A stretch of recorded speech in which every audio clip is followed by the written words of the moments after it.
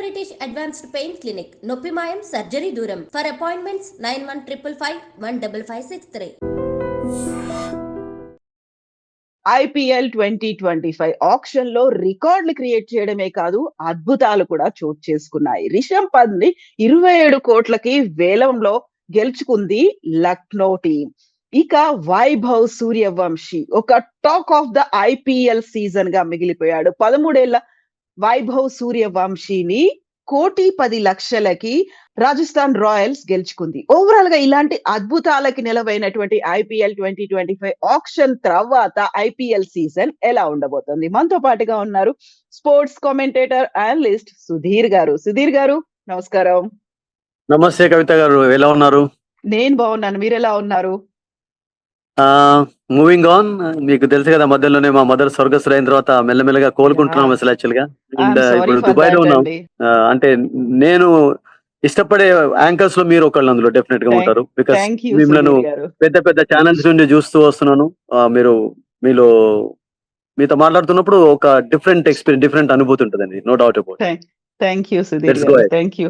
So IPL 2025 కి సంబంధించిన ఇంతకుముందు చెప్పినట్టుగా రికార్డ్స్ చోటు చేసుకున్నాయి. అందులో టాప్ 5 ప్లేయర్స్ ఎవరైతే ఉన్నారో వాళ్ళందరూ ఇండియన్ ప్లేయర్సే. అందులోనూ పర్టికులర్ గా చూస్తే శ్రేయస్ అయ్యర్ వర్సెస్ రిషబ్ పంత్ లాగా సాగినట్టు అనిపించింది అందులో ప్రధానంగా. సో మనం ఈ టాప్ 5 తో పాటుగా ఈ టాప్ 2, అందులోనూ రిషబ్ పంత్ గురించి మాట్లాడుకుంటే ఏమున్నాయి అందులో అంత గొప్పగా మనం వావ్ అనుకునేంతగా కనిపించిన అంశాలు ఏంటి ఇద్దరిలో మీకు? ఒకటి కవిత, రిషబ్ పంత్ అంటే లిటిల్ డైనమిట్.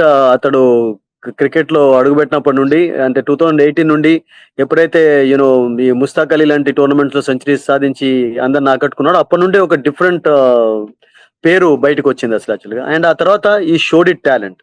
మనందరికీ తెలుసు, అన్ఫార్చునేట్లీ ఆ యాక్సిడెంట్ ఇంజరీ కాకముందు ఎంత అద్భుతంగా రాణించాడు.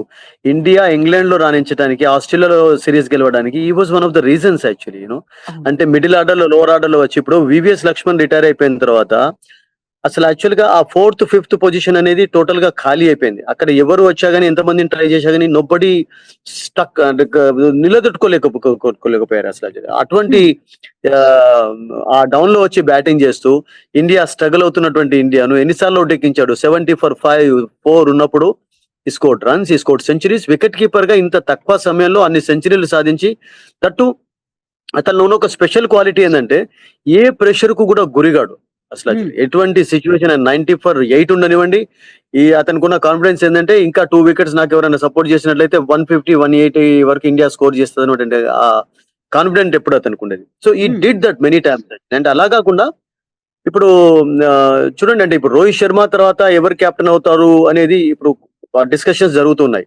దాంట్లో అఫ్ కోర్స్ శుభ్మన్ గిల్ పేరు ముందుకు వస్తున్నది. ఆ శుభ్మన్ గిల్ తో పాటు రిషబ్ పంత్ కూడా ఉండే chance, because he has got good cricketing brain అండి. చాలా అద్భుతంగా ఆలోచిస్తాడు, స్మైల్ ఉంటది, ప్రెషర్ కు గురిగాడు గనక. సో అందుకనే అతని విషయంలో, అండ్ దట్ ఫర్ ఎగ్జాంపుల్ ఇప్పుడు 20 overs మ్యాచ్ లో 10 overs తర్వాత 80 ఉంది, ఇంకా నెక్స్ట్ 10 overs లో 150 స్కోర్ చేయాలి, రిషబ్ పంత్ ఉన్నాడు అంటే ఆ టీమ్ కా కాన్ఫిడెన్స్ ఉంటుంది, this man can do the job అని చెప్పి. మీరు రవి శాస్త్రి కూడా ఈవెన్ రీసెంట్ గా హైదరాబాద్ లో జరిగినటువంటి ఒక ప్రోగ్రామ్ లో చెప్పాడు కదా, ఏం చేయనున్నాడంటే, నేను అసలు యాక్చువల్ గా గుర్తుంచుకునేటటువంటి కొన్ని బెస్ట్ మూమెంట్స్ లో రిషబ్ పంత్ యొక్క బ్యాటింగ్ ఎప్పుడు ఆస్ట్రేలియాలో ఐ కెనాట్ ఫర్గెట్ అని చెప్పాడు అతడు కోచ్ గా ఉన్నప్పుడు. సో దాంతో మీకు అర్థం అవుతుంది ఎటువంటి క్వాలిటీ ప్లేయర్ అని చెప్పి. ఈ can be useful as a wicket keeper, batter, captain, అంటే అన్ని క్వాలిటీస్ అతనిలో ఉన్నాయి. సో అందుకనే ఢిల్లీ లాస్ అనేది రియల్ గా చెప్పాలంటే, మేబీ పంజాబ్ ఎక్కువ డబ్బు పెట్టి కొనుక్కున్నారు అంటే వాళ్ళు మొదటి నుంచి కూడా 113 కోట్లు వాళ్ళ దగ్గర ఉంచుకున్నారు. చాలా తెలివిగా అందరినీ తీసేశారు వాళ్ళు. లివింగ్ స్టోన్ తీసేశారు, రబడాన్ పక్కకు పెట్టారు. అఫ్ కోర్స్ శిఖర్ ధవన్ మర్చిపోవాల్సిందే, బికాస్ తన టైం అయిపోయింది కనుక. మిగతా వాళ్ళు శ్యామ్ కరణ్ వదిలేశారు. జస్ట్ చూడండి ఇప్పుడు కవిత, మీరు శ్యామ్ కరణ్ చెన్నైకి ఆడినప్పుడు ఎంత డబ్బు, ఆ తర్వాత 18 crores పెట్టి మళ్ళీ పంజాబ్ కొనుక్కున్న వాళ్ళు మళ్ళీ ఈ went back to Chennai for just 2.4 crores కి వెళ్లాల్సి వచ్చింది. సో ఈ రిటైనింగ్ పాలసీ అనేది ఎంత ఉపయోగపడ్డది అంటే, డబ్బును సేవ్ చేసుకొని వాళ్ళు క్లెవర్ గా వాళ్ళు ఫ్రాంచైజెస్ ఏం చేశారంటే they bought players actually. So అందులో రిషబ్ పంత్ పైన ఎక్కువ డబ్బు పెట్టడానికి they had lot of money. So ఒక మంచి ప్లేయర్ మాకు వచ్చాడు అంటే మిగతా వాళ్ళ మీద క్లెవర్ గా తీసుకోవచ్చు. అండ్ వాళ్ళు తీసుకున్నటువంటి ప్లేయర్స్ కూడా రబడా లేకుంటే వాళ్ళకి ఫర్గుసన్ వచ్చాడు, బ్యాలెట్ అని చెప్పి ఆస్ట్రేలియన్ మీడియం పేస్ బౌలర్ అతను వచ్చాడు. అసలు దాన్ని ఏమంటారు, ఒక అద్భుతమైనటువంటి ట్రిక్స్ ను ఉపయోగించారు వాళ్ళు క్వాలిటీ ప్లేయర్స్ తీసుకోవడంలో. సో నౌ అయ్యా. They must be happy because title గెలిచినటువంటి టీం కనుక. సో లక్ ఆఫ్ అది కూడా కావాలి, ప్లేయర్స్ కొత్త వాళ్ళు రావడం, తర్వాత మంచి ఎంతూజియాస్టిక్ గా ఉండేటువంటి ప్లేయర్స్ రావడం అనేది డిఫరెంట్ గా ఉంటుందని చెప్పి రిషబ్ పంత్ తీసుకున్నారు. సో దేవర్ రెడీ. 27 crores అంటే మీరు అంటున్నారు, ఇప్పుడు లాస్ట్ ఇయర్ 24.5 మిచెల్ స్టార్క్, ఈ సంవత్సరం మళ్ళీ తక్కువ అమ్ముడుపోవాల్సి వచ్చింది గుజరాత్ కు. దట్స్ డిఫరెంట్, అలా జరుగుతుంటుంది. ఇప్పుడు లాస్ట్ ఎంత డబ్బు ఉన్నది ఇదని కాదు. ఇప్పుడు శ్యామ్ కరణ్ చూడండి 2.4, ఎక్కడ 18 crores, ఎక్కడ 2.4 crores, మీరు చెప్పండి అసలు యాక్చువల్గా. సో ఒక్కొక్కసారి అలా కొంతమంది లాస్ అనేది కొంతమందికి బెనిఫిట్ అవుతుంది, కొంతమంది బెనిఫిట్ అనేది కొంతమంది లాస్ అవుతుంది. సో ఈ ఐపీఎల్ లో మీరు చెప్పినట్టుగా అబ్సల్యూట్ రిషబ్ పంత్ అండ్ శ్రేయస్ అయ్యర్ పైన ఎక్కువ దృష్టి పెట్టారు. బికాస్ శ్రేయస్ విన్నింగ్ కెప్టెన్ అండి, కోల్కతాకు టైటిల్ గెలిపించాడు అండ్ చాలా కూల్ గా కామ్ గా ఉంటాడు. ఇప్పుడు మెల్లమెల్లగా మళ్ళీ ఫిట్నెస్ సంపాదించుకుంటున్నాడు కనుక అంత మనీ అనేది నేను అనుకుంటాను అంత పెద్ద 2.4 crores ఒక బిగ్ ఆక్షన్ లో 24 point తర్వాత పలికింది అంటే ఇంకా అదేం పెద్ద సర్ప్రైజ్. బికాస్ రేట్స్ అలాగే ఉండే. ఇప్పుడు ఎక్కడ 2007 లో ఉన్న వాళ్ళు 10 lakhs ఉన్న వాళ్ళు ఇప్పుడు ఎక్కడ 15 crores 20 crores లో ఉన్నారు చెప్పండి. So I think that was I mean వాళ్ళ ఫోర్గాన్ కంక్లూజన్ లాగా కనబడింది వాళ్ళ యొక్క రేస్ లో మాత్రం. అబ్సల్యూట్లీ. సో సుధీర్ గారు, ఇప్పుడు అంత రేటు పలకడానికి కూడా గతంలో ఉన్న దానికంటే ఇప్పుడు ఆల్మోస్ట్ డబుల్ ట్రిపుల్ అయిపోయింది. ఇంత రావడానికి కూడా వాళ్ళు కన్సిస్టెన్సీ అనేది మెయింటైన్ చేయాలి. వాళ్ళ క్యాలిబర్, వాళ్ళ ఎక్స్పీరియన్స్, ఎక్స్పర్టీస్ ఇవన్నీ చూపించాలనుకున్నప్పుడు రిషబ్ పంత్ యాక్సిడెంట్ గురయ్యాడు, బోల్డ్ అని సర్జరీస్ అయ్యాయి, 15 నెలలు దూరంగా ఉన్నాడు. ఆ తర్వాత కంబ్యాక్ అనేది ఒక పెద్ద గ్రేట్ కంబ్యాక్ చూపించిన తర్వాత ఇప్పటిదాకా ఐపీఎల్ హిస్టరీలోనే ఎవరికి రానంత 27 కోట్లతో గెలుచుకొని ముందుకు రావడం అంటే బోల్డ్ అంత మందికి ఇన్స్పిరేషన్, మోటివేషన్, ఒక స్పిరిట్ ని అలా కంటిన్యూ చేయడం అంటే కరెక్ట్ అండి. అందుకని మీతో అంటే డిస్కషన్ లో పాల్గొనాలంటే బికాస్ మీరు క్వాలిటీ క్వశ్చన్ అడిగా, డౌట్ లేదు. ఎందుకంటే ఐపీఎల్ అనేది ఓన్లీ జస్ట్ డబ్బు సంపాదించడానికి కూడా ఎంటర్టైన్మెంట్ గా అనేది కాకుండా మీరు అన్నట్టుగా ఒక ప్లేయర్ ఒక జనరేషన్ కొరకు ఇన్స్పిరేషన్ గా మారుతున్నాడు అంటే దాంట్లో చాలా చాలా తీసుకున్నట్టు ఉంటాయి. అసలు మీరు అన్నట్టుగా రిషబ్ పంత్ను ఎవ్రీబడి అసలు యాక్చువల్ గా మళ్ళీ కోలుకుంటాడా అని అనుకోలేదు. మనం సినిమాలలో చూసాం. మీరు ఒక చిన్న ఎగ్జాంపుల్ చెప్తాను మీకు రిషబ్ పంత్ విషయం మాట్లాడారు కనుక. మళ్ళీ ఒక లెఫ్ట్ హ్యాండెడ్ ఇప్పుడు నిక్లెస్ పూరన్ అని చెప్పి అతను వాళ్ళు 20 point మొదలే వాళ్ళు ఫిక్స్ చేసుకున్నారు 21 కోట్లు పెట్టి, ఎటు వెళ్ళనివ్వలేదు క్వాలిటీ. అతను కూడా కవిత ఎటువంటి యాక్సిడెంట్ గురయ్యాడంటే మొత్తం పప్పు అయిపోయినారంట. అటువంటి శరం వల్ల అయిపోయింది యాక్సిడెంట్. అబ్సల్యూట్లీ అండి. ఆ తర్వాత మళ్ళీ వచ్చి మనం చూస్తుంటాం కదా, కర్తవ్యమా విజయశాంతి ఒక మూవీ గుర్తుకొస్తుంది నాకు అసలు యాక్చువల్గా అందులో కదా. ఎగ్జాక్ట్లీ కదా, ఎంత పోరాట స్ఫూర్తి అంటారు అది. అది అసలు. సో అది కావాలి మనిషికి. సో మీరు అన్నట్టుగా రిషబ్ పంత్ ఆ క్వాలిటీని చూపించాడు అసలు. అంటే ఎంత కష్టమైనటువంటి సిచ్యువేషన్ ఎదురైనా కానీ మనం ధైర్యంతో ముందుకు వెళ్ళాలి. మనలో ఉన్నటువంటి ఆ కాన్ఫిడెన్స్ ను కోల్పోకూడదు దాన్ని మీరు అబ్సల్యూట్లీ అతడు నిరూపించాడని చెప్పాలి, నో డౌట్. అందుకనే రుక్ జానా నహీ తూ కహీ హార్ కే కాటో పే చల్ కే మిలేంగే సాయే బహార్ కే రుకునా నహీ కభీ జిందగీ మే ఆగే హీ బడ్నా అసలు. సో అది నిరూపించాడని అబ్సల్యూట్లీ. ఆ ఫైటింగ్ స్పిరిట్ ని కంటిన్యూ చేస్తూనే ఉండాలి. సో ఇప్పుడు పవన్ కళ్యాణ్ ఒక పాట పాడాడు చూసారా మీరు ఎలక్షన్ కంటే ముందు?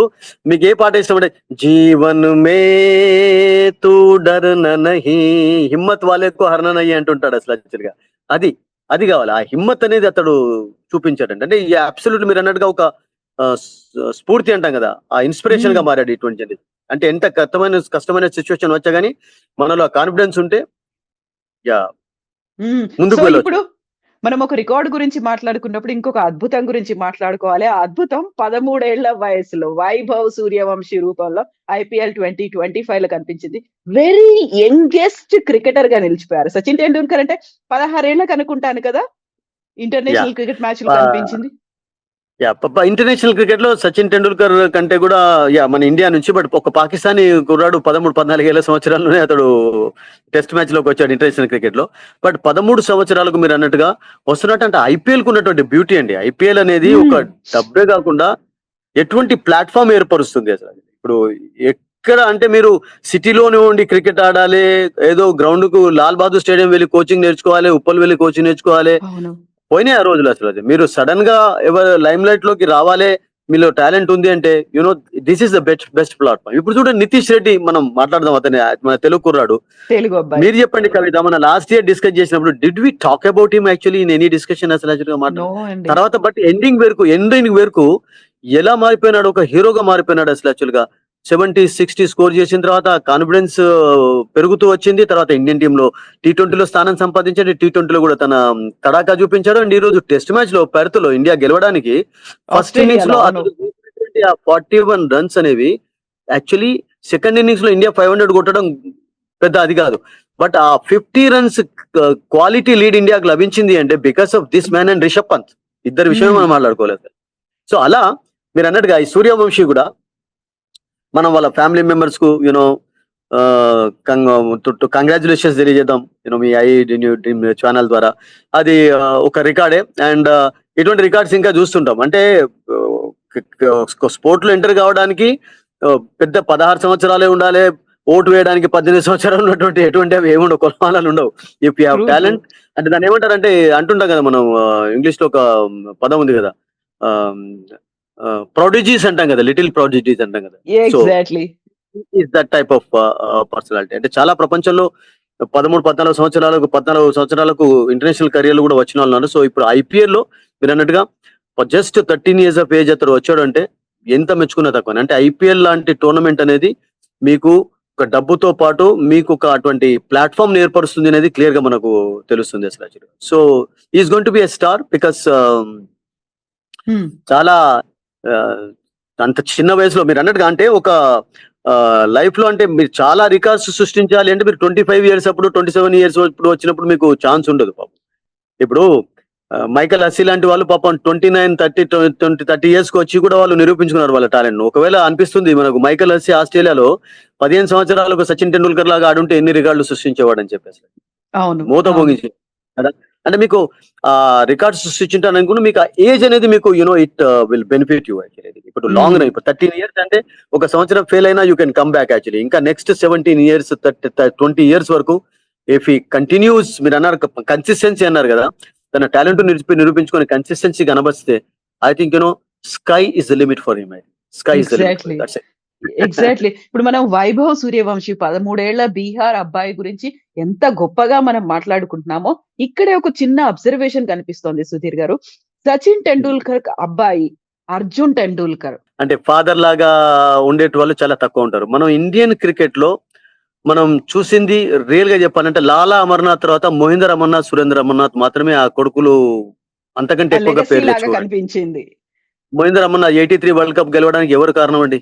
Man of the match in the finals actually. అద్భుతమైనటువంటి ప్లేయర్ అతను కూడా. మీరు అన్నారు కదా ఇన్స్పిరేషన్ అంటే, రిషబ్ పంత్ కేమో ఈ యాక్సిడెంట్ అవుతే అతని ఫేస్ ఎన్నిసార్లు పిచ్ పైన పాపం ఇంజరీస్ వచ్చాయో, ఒకసారి తలకాయకి, ఒకసారి ముక్కు, ఒకసారి పళ్ళు, బట్ స్టిల్ ఆ గట్స్ చూపించి ఈ స్కోర్ రన్స్ యాక్చువల్లీ అలా ఫాదర్ పేరును నిలబెట్టాడు. Lala Amarnath was a great cricketer, అందరికీ తెలుసు. అండ్ మహేందర్ అమర్నాథ్ అంటే ఈ జనరేషన్ కూడా తెలుసు, 83 వరల్డ్ కప్ విన్నర్ కనుక. సో అలా కొంతమంది మాత్రమే ఉన్నారండి. అంటే కొడుకులు ఇప్పుడు సునీల్ గవాస్కర్ కొడుకు కూడా పాపం Rohan Gavaskar was not bad అండి. ఇట్ వాజ్ నాట్ బ్యాడ్ అంటే అంత పెద్ద అదేం కాదు మీరు అన్నట్టుగా. బట్ అన్ఫార్చునేట్లీ ఆ సమయంలో ఇండియన్ టీం చాలా టఫ్ గా ఉండడం తోటి ఎక్కువ అవకాశాలు లేదు. వచ్చినప్పుడు చిన్న పర్వాలేదు అనిపించుకున్నాడు. డొమెస్టిక్ క్రికెట్ లో ముంబై లాంటి ప్లేస్ లో అతనికి ఛాన్స్ లేకుంటే ఈ had to go to Bengal to play Ranji trophy cricket. So అలా చాలా ఇప్పుడు గుండప్ప విశ్వనాథ్ క్రికెట్ కొడుకు ఏమి పెద్ద, కృష్ణమాచారి శ్రీకాంత్ కొడుకు పెద్ద పేరు తెచ్చుకోలేదు. సో ఒక రూల్ ఏం లేదండి. అంటే జనరల్ గా చెప్పాలంటే ఇప్పుడు రాహుల్ ద్రావిడ్ కొడుకు వస్తున్నాడు క్రికెట్ లోకి, చూస్తున్నాం మనం. అంటే ఒక కొడుకు తండ్రి బాటలో నడవాలన్నటువంటి రూల్ లేదు, బట్ నడిచిన వాళ్ళు ఉన్నారు. బట్ అర్జున్ టెండూల్కర్ విషయంలో మనం ఏమవుతుందంటే అసలు యాక్చువల్ గా అతడు చూజ్ చేసుకునేది చూడండి. ఇప్పుడు Sachin was right handed and this man actually మొదటి నుంచి కూడా left arm face man. So starting నుండి కూడా చిన్న చిన్న ఇంజరీస్ ఫేస్ చేస్తూ వచ్చాడు. ఒక ఫిట్ గా ఎప్పుడు లేదు అసలు, బికాస్ అతనికి అంత పెద్ద ఫిట్నెస్ ఎప్పుడు కనబడలేదు. బట్ దాని విషయంలో అంత డిసప్పాయింట్ కావద్దు, బికాస్ ఇట్ హ్యాపెన్స్ యాక్చువల్లీ. అది వికెట్ అండ్ అంత పెద్ద గొప్ప క్వాలిటీ ఉన్నటువంటి క్రికెటర్ కదా సచిన్ తోటి. మీరు ఏ దాంట్లో కూడా you cannot compare him in anything actually, because Sachin స్థాయిలో ఉంటే వీళ్ళందరూ ఇక్కడ ఉండేటటువంటి వాళ్ళు అసలు యాక్చువల్లీ. సో అంత పెద్ద ఐ మీన్ ఎక్స్ట్రాడినరీ స్కిల్స్ ఉన్న బౌలర్ లాగా, బ్యాటర్ లాగా మనకు కనబడలేదు. సో అందుకని మీరు అన్నారు కదా, మీరు ఒక వర్డ్ యూజ్ చేశారు, కన్సిస్టెన్సీ పర్ఫార్మెన్స్ అన్నారు కదా. సో దానికి అవకాశం వచ్చినప్పుడు మేబీ లేట్ గా వచ్చింది కావచ్చు, టీమ్ లో ఉన్నా రాకపోవచ్చు. ఫస్ట్ 8 మ్యాచెస్ లో అప్పుడప్పుడు మంచిగానే బౌలింగ్ చేశాడు, అప్పుడప్పుడు పాపం ప్రెషర్ గురై రన్స్ ఇచ్చాడు. సో ఆ పర్ఫార్మెన్స్ లేకపోవడం అనేది వన్ ఆఫ్ ది బికాస్ మీరు ఉండాలి టీమ్ లో అంటే మీకు పర్ఫార్మెన్స్ కావాలండి. ఇప్పుడు శామ్ కరణ్ కు 18 కోట్ల నుండి 2 కోట్లకి ఎందుకు వచ్చాడు? అంత డబ్బు అదైన తర్వాత పర్ఫామ్ చేయకుంటే తీసుకునే ఫ్రాంచైజెస్ కూడా ఏమనుకుంటాయంటే వాళ్ళు లాస్ట్ టైం అంత డబ్బు పెట్టారు, అతనేం పర్ఫామ్ చేయలేదు, వై షుడ్ వి స్పెండ్ అని అనుకుంటారు. సో ముంబై మీరు అన్నట్టుగా ఐ థింక్ వాళ్ళకు లాస్ట్ 2 years లో disappointing performance. Last year they hit the rock bottom అంటాం కదా. సో అలా లో వచ్చిన తర్వాత ఐ థింక్ వాళ్ళకు కొంచెం టీమ్ లో కూడా మార్పులు కోరారు and they got some good players actually. మళ్ళీ Trent Boult came back to them actually. He played for Rajasthan and their star performer is back for them. So I think ఆ విషయంలో ఆలోచించారు మీరు, కన్సిస్టెన్సీ అండ్ పర్ఫార్మెన్స్ విషయంలోనే. Maybe I think they thought this అంటే ఈ టెండూల్కర్ అంత పెద్ద గొప్పగా పర్ఫామ్ చేయలేకపోయాడని కూడా ఆలోచించారు. బికాస్ ఎవరైనా కానీ తీసుకునేటప్పుడు సచిన్ టెండూల్కర్ కొడుక, గవాస్కర్ కొడుక అవి చూడండి. వాళ్ళ టీం కావాల్సిందంటే మంచి ప్లేయర్ కావాలి, మంచి పర్ఫార్మర్ కావాలి. సో IPL 2025 ఆప్షన్ అయిపోయింది. గతంలో ఉన్నటువంటి టీమ్ ప్లేయర్లు, స్క్వాడ్, సరికొత్తగా వచ్చిన స్క్వాడ్, ఆ తర్వాత రిటైన్ చేసుకున్న ప్లేయర్లు, వీళ్ళందరూ కలిపిన తర్వాత 10 టీమ్స్ లో ఈసారి ఎవరు కొడతారు, ఎవరు స్ట్రాంగ్ గా కనిపిస్తున్నారు మీకు? గుజరాత్ టైటన్స్ చాలా మళ్ళీ స్ట్రాంగ్ గా తయారైపోయినారండి. వాళ్ళు తీసుకున్నటువంటి ప్లేయర్స్ లో మళ్ళీ ఐ థింక్ దే షోడ్ దాన్ని ఏమంటారంటే ఆ తెలివిని వాళ్ళు చూపించారు ఫ్రాంచైజ్ సెలెక్షన్ లో. మళ్ళీ వాళ్ళకి స్టార్ కు వెళ్ళడం, మిగతా వాళ్ళు కొంతమంది ఇంపార్టెంట్ ప్లేయర్స్ రావడం అండ్ లక్నో సూపర్ జైంట్స్ చక్కగానే కనబడుతుంది. పంజాబ్ అంత డబ్బున్నా కానీ రిషబ్ పంత్ లాంటి వాళ్ళు వచ్చారు, ఇంకా కపుల్ ఆఫ్ క్వాలిటీ బౌలింగ్ లో ఉంటే బాగుంటే అనిపించింది. హర్షదీప్ ఉన్నారు, లేరని కాదు. So Hyderabad looking good actually. Hyderabad విషయం ఎక్కువ మాట్లాడుకోవాలి బికాస్ హైదరాబాద్ కు మొహమ్మద్ షమి రావడం, జంపా రావడం, రాహుల్ చౌర్ వీళ్ళందరూ కూడా చాలా ఇంపార్టెంట్ ప్లేయర్స్ తీసుకున్నారు. హైదరాబాద్ కూడా ఈ సంవత్సరం I think good. And Kolkata really looking good again actually. Shreyas Iyer లేకున్నా కానీ వాళ్ళ టీం సెలెక్షన్ చాలా అద్భుతంగా ఉంది. అండ్ రాయల్ ఛాలెంజర్స్ బెంగళూరు విషయం మనం మాట్లాడుకోవాలి బికాస్ వాళ్ళకు కూడా టైటిల్ లేదు. వాళ్ళు చాలా ఇంపార్టెంట్ ప్లేయర్స్ వదులుకున్నారు. But for them Livingstone, Bethell అని చెప్పి ఇప్పుడు ఇంగ్లాండ్ లో చాలా కొత్తగా ఆడుతున్నాడు అండి, అతడు కూడా వచ్చాడు వాళ్ళకు. సో వాళ్ళు కూడా నాకు అనిపించింది సిరాజ్ లేకపోయినా కానీ కొంతమంది ఇంపార్టెంట్ ప్లేయర్స్ తీసుకున్నారు వాళ్ళు. Bhuvneshwar came to them actually. Experience కావాలని అతను తీసుకున్నారు. So Sunrisers looking good. And Chennai వదులుకున్నారు, మళ్ళీ వాళ్ళని తీసుకున్నారు. అంటే రిటైన్ చేసుకున్న తర్వాత ప్లేయర్స్ వదులుకోవడం తోటి మళ్ళీ వాళ్ళని తీసుకోవడంలో డబ్బు అంతా ఖర్చు పెట్టాల్సినటువంటి పరిస్థితి లేకుండా వాళ్ళకి అసలు. ఇప్పుడు ఫర్ ఎగ్జాంపుల్ రచీంద్ర విషయం తీసుకున్నా, కాన్వే విషయం తీసుకున్నా, సో వాళ్ళు కొంచెం తక్కువ డబ్బుకే అంటే పర్వాలేదు మంచి రేట్స్ ఇవ్వాలి. ఇప్పుడు మనం శామ్ కరణ్ అనుకున్నాం కదా, వాళ్ళకి ఫస్ట్ ఆడి పంజాబ్ కు వెళ్ళి మళ్ళీ 2.44 రావాల్సి వచ్చింది వాళ్ళకి అసలు. So these teams are looking good. But మనం ముఖ్యంగా మాట్లాడుకోవాల్సింది ఏంటంటే కవిత, ఇప్పుడు పంజాబ్ రిషబ్ పంత్ శ్రేయస్ అయ్యర్ని తీసుకున్నారు కనుక రిషబ్ పంత్ తీసుకున్నారు. సో వీళ్ళ యొక్క పర్ఫార్మెన్స్ ఎలా ఉండబోతుంది, ఇప్పుడు వచ్చినటువంటి ప్లేయర్స్ ఎలా పర్ఫామ్ చేస్తారు అనేది చాలా చాలా ఇంపార్టెంట్. ఎందుకంటే రిషబ్ పంత్ అండ్ శ్రేయస్ అయ్యర్ ను తీసుకున్నటువంటి టీమ్స్ కు ఛాన్సెస్ ఉంటాయా అనే విషయమే ఎక్కువ మాట్లాడుతున్నారు కనుక I think we have to talk about them first actually. Because వాళ్ళకి అంత రేట్ కూడా పలికింది. ఒకళ్ళు 27 అయితే ఒకటి 26 కు అమ్ముడుపోయినారు. So 2 teams.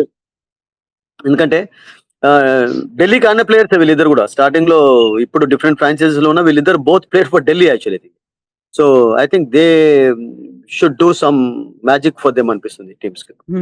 సో సోషల్ మీడియాలో గతంలో IPL అనగానే కావ్య మారన్ ఫోటోలు ట్రెండింగ్ లోకి వచ్చేవి, ట్రోల్స్ చేసేవి, ఇవన్నీ అయ్యాయి. అయ్యో పాపం అని బాధపడుతూ తను ఎప్పుడు హ్యాపీ ఫేస్ ఉంటుందా అని చూపించుకునేది, సంతోషంగా ఉన్నదాన్ని షేర్ చేసుకోవడం అనేది సోషల్ మీడియాలో కనిపించింది. ఈసారి SRH టీమ్ ను చూసిన తర్వాత అసలు కావ్య చాలా ఇంటెలిజెంట్ గా వ్యవహరించింది, చాలా స్మార్ట్ మూవ్స్ చేసింది అనేది, టీం కూడా స్ట్రాంగ్ గా కనిపిస్తోంది అనే మాటలు సోషల్ మీడియాలో వినిపిస్తున్నాయి. ఎలా చూస్తున్నారు SRH టీమ్ ని?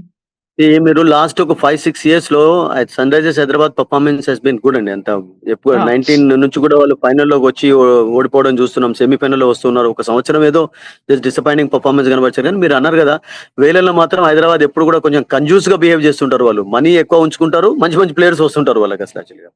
సో వాళ్ళు ఫస్ట్ రిటైన్ చేసుకున్న ప్లేయర్స్ లో మార్క్రమ్ ఎందుకు కోరుకోలేదు? మిల్లర్, మార్క్రమ్ ఇప్పుడు ఒక టీంకి వెళ్ళిపోయారు. ఎందుకు కోరుకోలేదంటే మార్క్రమ్ ఉన్న తర్వాత కూడా ఇప్పుడు ట్రావిస్ హెడ్ మీకు క్లాస్ అని ఉండడంతో, కమిన్స్ ఉండడంతో మీకు ఫారిన్ ప్లేయర్స్ ను ఓన్లీ టీమ్ లో ఉంచితే లాభం. వాళ్ళ పర్ఫార్మెన్స్ చేయడానికి వాళ్ళ అవకాశాలు కూడా రావాలి కదా. సో అందుకనే వాళ్ళు కంటిన్యూస్ గా ఆడే ప్లేయర్స్ ఉంచుకొని నితీష్ రెడ్డిని ఉంచుకున్నారు. నితీష్ రెడ్డి పర్ఫార్మెన్స్, అభిషేక్ శర్మ వీళ్ళందరూ అద్భుతంగా పర్వాలు. భువనేశ్వర్ కుమార్ లాంటి వాళ్ళని వాళ్ళు ఎందుకు రిటైన్ చేసుకోలేదంటే కొంచెం ఏజింగ్ అవుతున్నారు కనుక కొంచెం వెనక ముందైనారు. సో ఇప్పుడు వాళ్ళకు సెలెక్షన్ లో షమి లభించడం, జంపా లభించడం, రాహుల్ చౌదరి వీళ్ళందరూ కూడా చాలా మంచి ప్లేయర్స్ లభించారు. సో నేనేమనుకుంటానంటే హైదరాబాద్ హ్యాస్ ఆల్వేస్ బిన్ చాలా క్లెవర్ గా వాళ్ళు సెలెక్ట్ చేయడం చూస్తుంటాం. గతంలో కూడా అదే జరిగింది. చాలా డబ్బు ఎక్కువగా మీరు 5-6 years నుంచి మీరు ఆప్షన్స్ చూసినట్లయితే ఎక్కువ డబ్బు వాళ్ళ దగ్గర మిగిలిపోయి ఉంటది. మంచి మంచి ప్లేయర్స్ వాళ్ళకి వస్తుంటారు. So that's happened for them and this year actually they should go for the title. Last year it was fantastic and this year just step away కనుక మళ్ళీ టైటిల్ గెలిచే ఛాన్సెస్ కూడా కొంచెం మెరుగుపడవచ్చు ఈసారి. I think clever moves by them, no doubt about it. Yes Sudheer గారు, thank you so much అండి. మీరు దుబాయ్ నుంచి వచ్చిన తర్వాత చెప్పండి, you will have a full length interview also. Thank you so Sure అండి, much. Thank you very much.